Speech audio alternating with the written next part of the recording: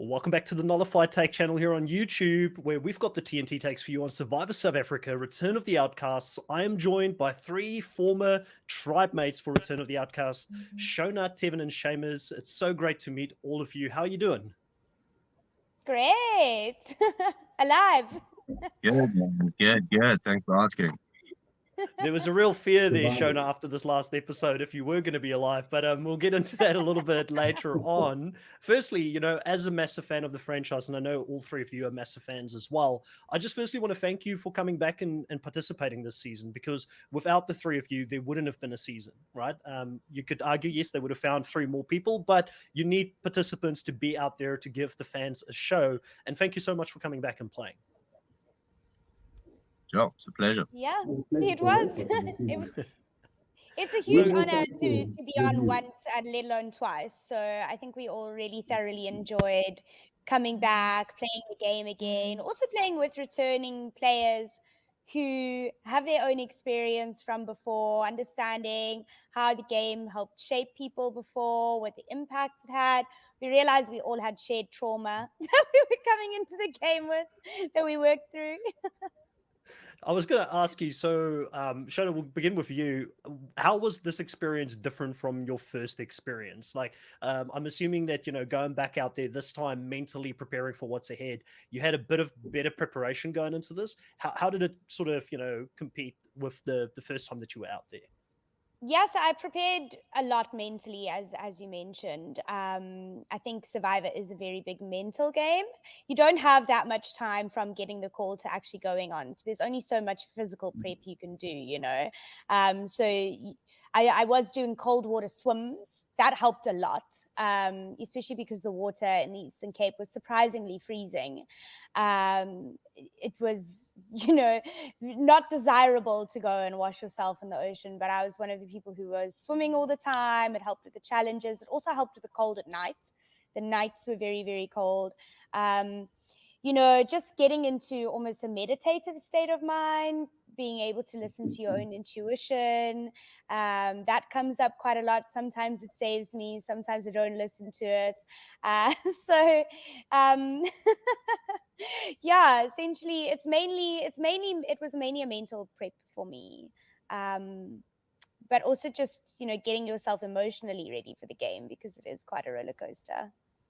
Tevin, same question for you. What was it like coming back for a second time? And also, I felt coming back this season, you were the one person where people looked at you and they're like, this guy's a player. Even though you left like pre-merge, everybody thought you were going to be a big target coming in. If any fan that you spoke to said, well, Tevin is the one to look out for in this tribe. What was it like coming back with that type of target on your back? Because it looked like everybody was very aware of your potential in the game.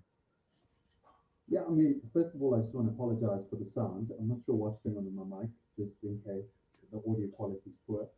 For me, it was, look, it's a dream come true. I mean, we've all said this. You get to play the greatest game on earth one more time. And it is my favorite game, and I love Survivor so much.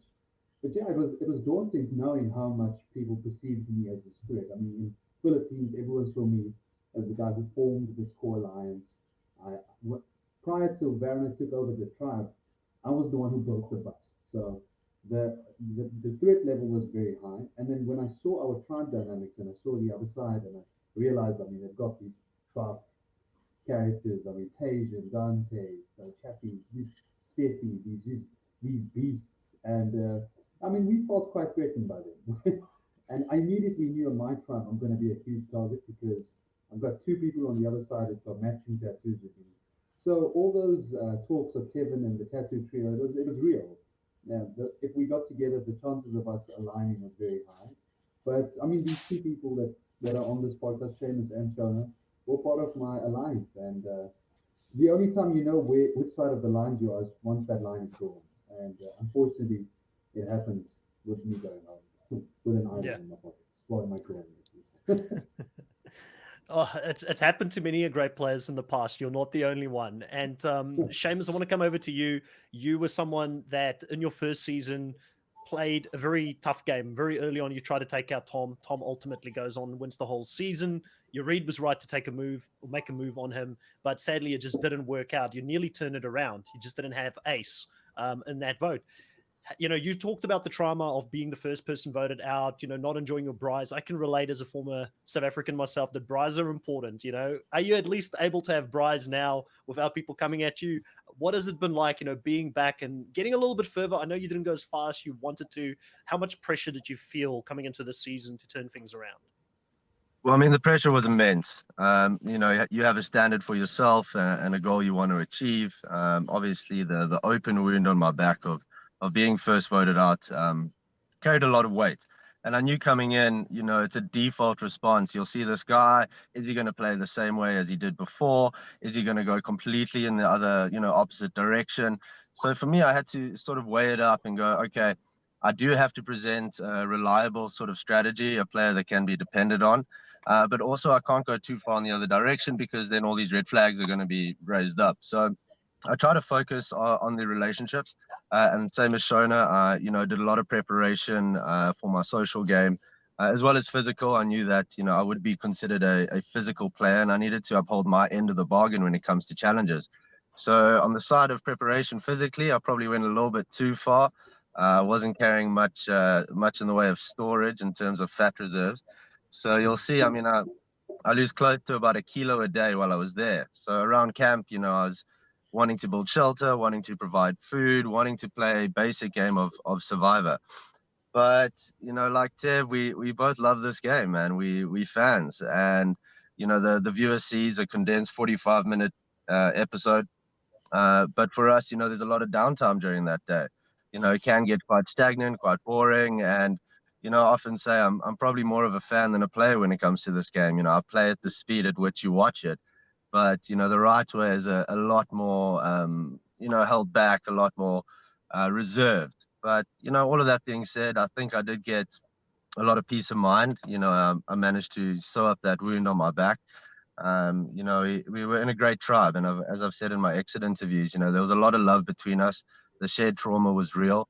It was also a great narrative to jump on for us. You know, players like myself and Tev could, you know, hide in the background as much as we could and push this, you know, tribe unity thing that we had going. But I think it was inevitable. And myself and him, you know, in hindsight, probably should have been a bit quieter. But when we get talking about the game, it doesn't stop. You know, it's exciting. We're fans. Even when we chat, that's all we talk about. So hindsight is 2020. I'm happy. You know, I can't wait to go to another bra. Let's put it that way. That's awesome. No, that's important that you can at least go to the braais. Go to a Survivor bra. I'm sure Tevin would invite you. Absolutely. Tevin, you and Seamus just from the start gravitated towards each other. What was it that made you want to work with Seamus so early on in the game? And who else? You know, you mentioned Shona being a part of that alliance. Who else did we not see that sort of on the edit didn't show, but you had big plans to have this person as part of your core group moving forward in the game? Yeah, no, I think when I saw Seamus on the tribe, I felt very comfortable knowing that from the get-go, I wouldn't be perceived as the biggest threat because I know Seamus also carries a lot of strategic gameplay behind him.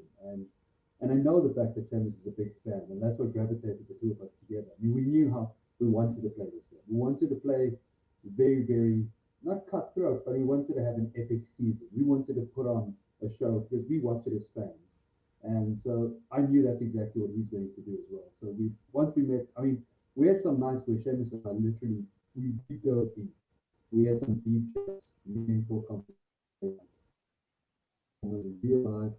And it just grew, it made us closer. Unfortunately, we started being perceived as this duo, which we spoke about a lot. I mean, we did discuss. It's not like we were blind to it. We said that we have to separate at some point. We have to talk to other people.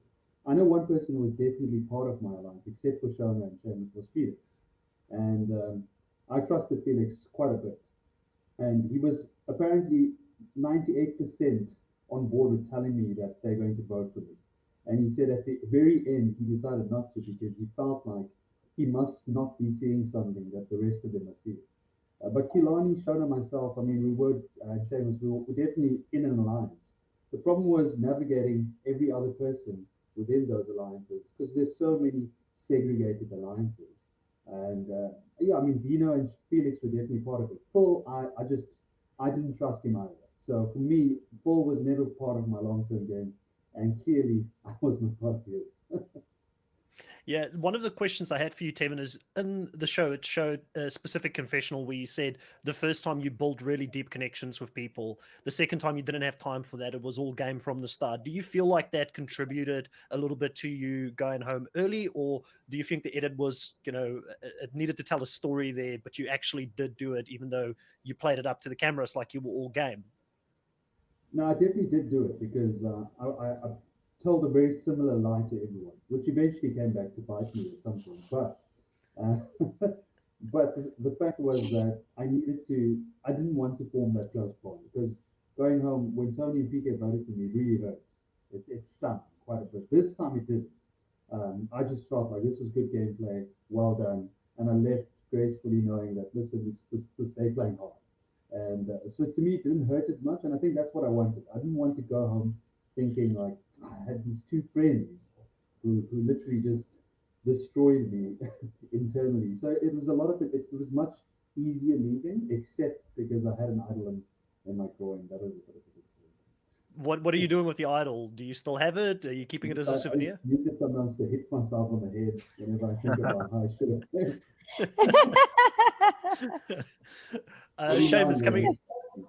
Seamus coming back over to you. Tevin gets blindsided, and yourself and Shona and Kalani, you're not in the vote. You don't know about it.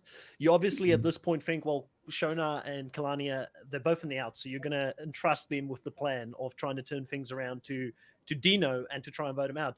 Where do you think things went wrong? And obviously Shona is on this call and she can obviously afterwards enlighten us a little bit about her part of this, but she ultimately decides not to go with you here.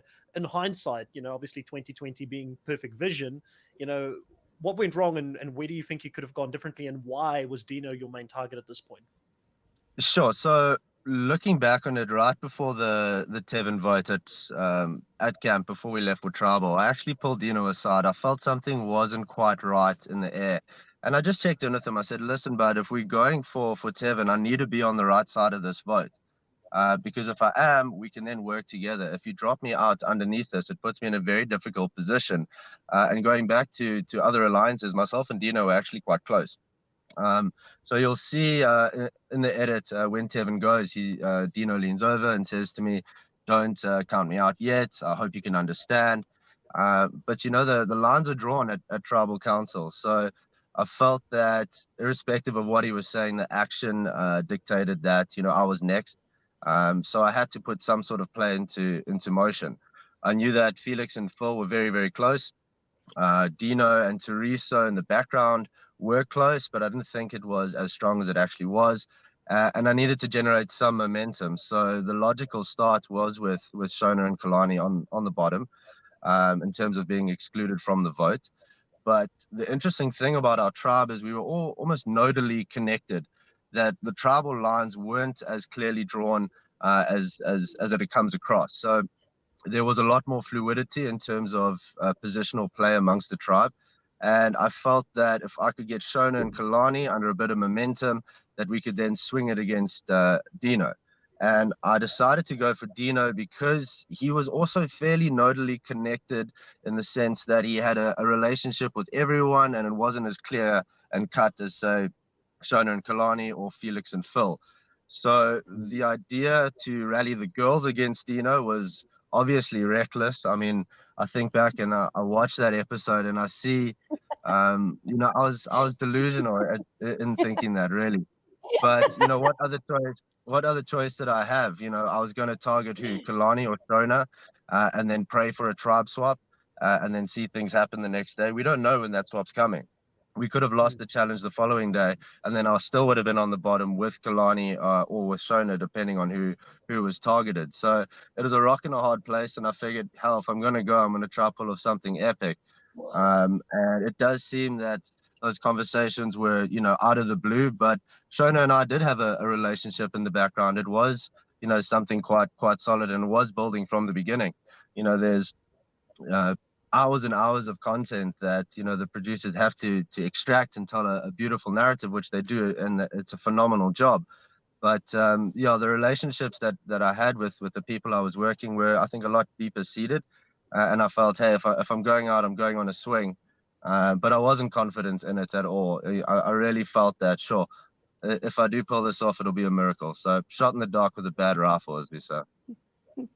So Shona, on the other side of this, obviously you have Seamus coming up to you and making this pitch to vote Dino out, and you know that he's going to come for the girls. You know, you say that you can see Seamus is playing for himself, where Dino potentially is playing for everyone, or he's a little bit more open. It's kind of what it sounded like on that. Was that the main reason on that, or was there things that happened in the back end that we as viewers weren't privy to? Oh my gosh, there's so much happening in the back end. I mean, as Seamus said, he and we were working together. It actually killed me because I felt aligned to Seamus and to Dino, but I felt like I could trust Dino a lot more. Seamus, you know, he was nodding to me saying yes, yes, yes all the time. But I could sense that he didn't 100% mean it all the time. He's like going to do what he's going to do. And so I thought, if he's after Dino now, I have to choose because I've got two people that I feel like very strongly aligned to. Kalani and I worked a lot together on the cooking and stuff, but I don't know how strong our alliance was, to be honest with you. Like we were working together, but I felt more aligned to the guys on our tribe. And they were going for each other. It was not ideal. But I thought, oh, well, you know, I've been told, okay, Shona, you're on the bottom because you were left out of the Tevin vote. But I didn't feel like I was on the bottom because I felt like I'd built quite good relationships with the people on our tribe. I was left out of the Tevin vote because I 100% would have told Tevin. I would be like, Tevin, dude, your ass is on the line. We've got to get you out of this. So they were never going to tell me that because I wouldn't have let it happen, or I would have like blown it up somehow. I even tried to warn Tevin before. I said, who did I hear speaking? I think I heard Seamus, you speaking to Teresa. Phil and Seamus and Teresa. Yeah. And I'm like, something's going on. People are counting votes here. It's very suspicious. And then Seamus tried to say, oh, no, you on the bottom because you left out of the thing. And I didn't agree with that. And then he's trying to go for my other alliance member. So I thought, okay, look, now's my chance to really start having an impact in this game. I need to, you know, choose here. It doesn't look like this is going to be something that Seamus and Dino are going to be able to work together. So I need to choose my side. And I felt I could trust Dino in the game in a long term more than I could Seamus. I was also very scared of Seamus and Teresa's potential bond because they went to the outpost together, and I felt like Teresa wanted me out. So I was like, you know, I don't know if I'm going to give Seamus and Teresa numbers and then be really on the bottom of that. So that was my motivation there. Now, what's quite interesting is that both yourself, Shona, and Seamus, you both had the same idea this season to plant an idol at Tribal Council.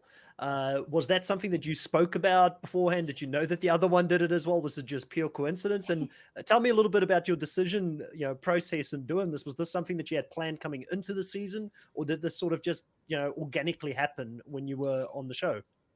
So, Chris, this is something. Yeah, I think Seamus has dropped off, but I'm sure he'll come back on.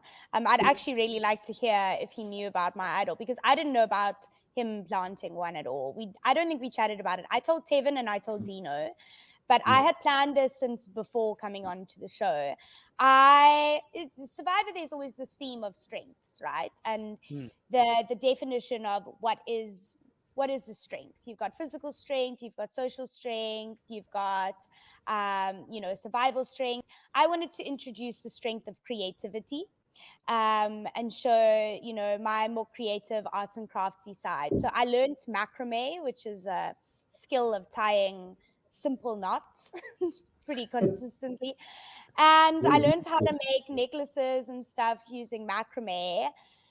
And I decided I was going to just churn out fake idols like a factory, you know, and just get people to believe that this is I mean, there were many times she would disappear and I'd tell Shona, you've gone for too long. And I know she's making these idols. So we have this thing, because the bag, obviously, that Shona uses to place it is the bag from our outpost idol. So we managed to put that together. And I mean, these are the small things you don't see. But yeah, we had some plans for those idols. We were going to do some crazy things. I'm so disappointed you didn't use it, Shona. Oh my gosh, I'm so disappointed. But everything happens for a reason, right? So I have a very strong intuition, and my intuition was telling me to use this idol. But I had a conversation with Dino before, and he said to me, no theatrics before this tribal council. We don't need to draw unnecessary attention. We've got the numbers. Just stick to the plan, and we'll get Dante out, and then we'll still have this idol. And I was sitting there, my intuition's like, use this idol, and it didn't do it. And I kicked myself so much. But in hindsight, it's actually a good thing that I didn't, because I was very injured. And I think that had I gone on to play more games in the show, I would have been very seriously injured. I needed that time to actually rest my body and recover. Um, and I was also accepted to this accelerator program for my startup, but that I wouldn't have been able to accept the position had I still been on the show. So everything works out as it should be. I feel like, I'm very blessed in life. I learned my lessons in the game rather than in real life, which is, a lot of consequences, because it's, public TV that everyone watches and can ridicule you and your silly mistakes. But I'd rather learn them in a game than in life, and to take this and just grow from it. I'm definitely going to come back to the injury and that challenge, because I do have a few questions for you on that. But I want to go over to Seamus first, because Seamus has just joined us again. Seamus, you and Shona both had idols that you heard at Tribal Council. Were you aware at any point that Shona did that before you? And how did that idea come about? Like, was this something that you sort of thought about prior to going into the game, or was it something that you just thought of on the spot? Tell us a little bit about your decision-making process. Yes, I had no idea that Shona had also made an idol and hidden it at Tribal. There's two ways to convince people of a fake community idol. One is it looks great, and two is how you find it. So I figured finding it publicly at a place like Tribal, when the pressure's on last minute, right before people vote, is I could walk up to it, face east or whatever it was, take 2 deliberate steps and reach down as if I'd had a clue or something that would lead me to it. And in that case, I wouldn't have to open it up and read it on the spot. I could walk back to the seating area and make it seem like, okay, I've got this idol and I'm going to play it. But, even looking at how those votes were split, playing that fake idol wouldn't have done anything for me, because they were well covered with 2 votes on Kalani. So again, shot in the dark with a bad rifle. I found with losing Tev, my days were numbered. And I had knee-jerk reactions to things that didn't require such drastic plays. It's hard to watch, but I also remember the state of being in that game, and the paranoia, the desperation, the lack of food and sleep. Sitting on your couch, you can think, yeah, no, I would have done this or that, but it's a whole different situation when you're there, man. It's completely different. Listen, I appreciate it. There's a reason I call my channel the Nullified Take. Until I play the game, I'm definitely not the qualified take, so I'm okay with that, but it's still fun to criticize and look and think hypothetically, what would you have done in certain situations? But I fully appreciate it's a tough game. Now, Seamus, the ghost of Seamus and Shona might still be in the game, because they made a point of showing both those idols. So, I'm thinking that it's still going to play a role this season. And we may have someone picking up your idol, Seamus, and thinking it's an idol and then playing it and then being voted out in any case, which would probably be immensely fun to see, that something that you placed in the game still has an impact, even though you're not there necessarily to see it through. Exactly. Yeah. I had to put it in a place where everyone could see me reach for it and pick it up. It couldn't be too far away. So it is definitely out there. It's very close to the walkway on the way to the voting station. So you guys will have to see. Yeah. Shona, I want to come back to you. That challenge is a challenge that I think when we do our recap this week, I know for a fact my co-host Zoe will have a lot to say about what went on in that specific challenge. She's not the biggest fan of Pinty. Now, I've always been one of those people that have said, you give everybody the benefit of the doubt no matter what. But Nico was pretty clear in that challenge a few times that she shouldn't be as physical as she was. Do you feel like she should have been pulled from that challenge after that happened? Because that's my opinion personally, watching it as a viewer. What was your thoughts? I mean, this is something that could have taken you out of the game. How physical was it? And what is your thoughts about, fair play? You can play hard, but you've got to play fair within the rules and follow the rules of the host. Yeah, so First of all, I have no ill wishes towards Pinty at all. I do think she should have been pulled from the game. She was playing dirty consistently. And it was quite obvious that she was playing pretty dirty, but it's Pinty. She plays dirty. She was cast because she creates drama and all of this. Like, she is that that player in the game that is great for TV. So I don't think that should really come across in a challenge when she has like hurt someone, and especially that she continues to play, and she continued to play dirty afterwards. I was quite upset to hear that. I know she didn't plan to hurt me on purpose. It's just how she plays. She is a lot stronger than I am. She's a lot more physical than I am. But she definitely body slammed me. I mean, I remember thinking like, holy crap, I've been body slammed. Like, I've never been body slammed in my life. But that's what happened. And I realized it because it all happened in slow motion. I was like, this girl, how did she do this? This is completely on purpose. But you know, she's a firecracker, Pinty. Like, I think it's been really tough for her to watch this and the reactions and everything. So I do want people to be kinder to her. Everyone is just a human being, and it's not nice to see yourself sometimes in a negative light. And I think we all have lessons to learn from this and growth to have, but it's not nice to be nasty to one another, you know.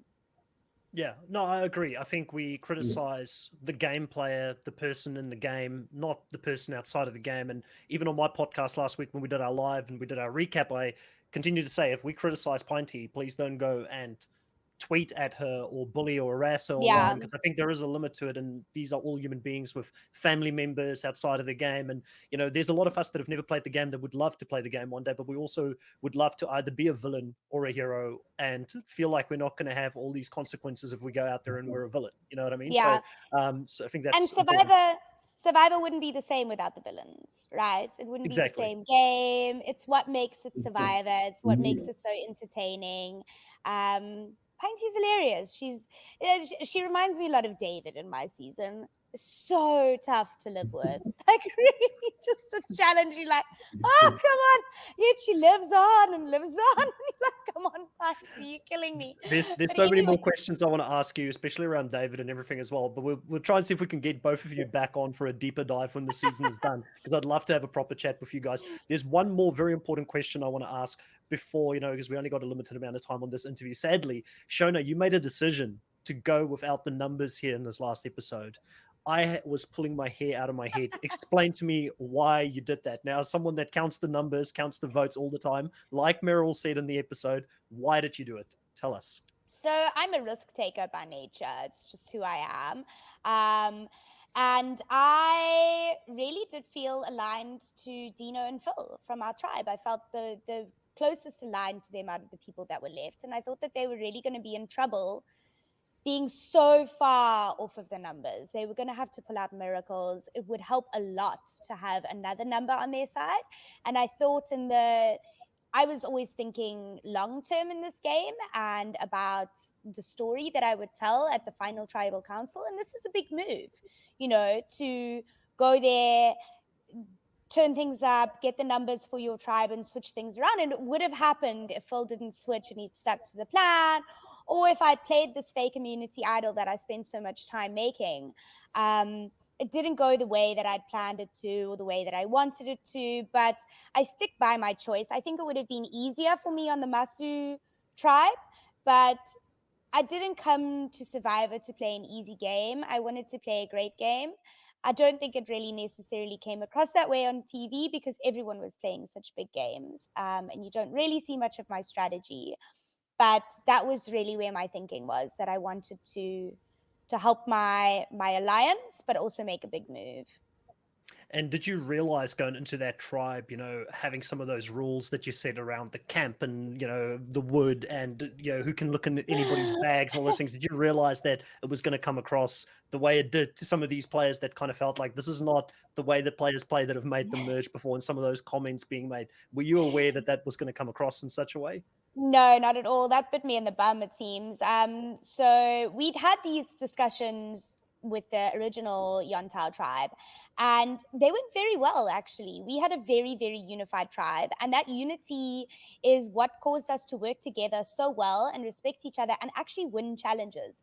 In the beginning of this game, we had a massive physical disadvantage against Masu, yet we were beating them, and that victory came from our ability to work together as a tribe, and that stemmed from these unity chats that essentially I led. Like, they became a bit of a theme. Everyone picked it up and started saying it, so it was actually quite revered in our original tribe.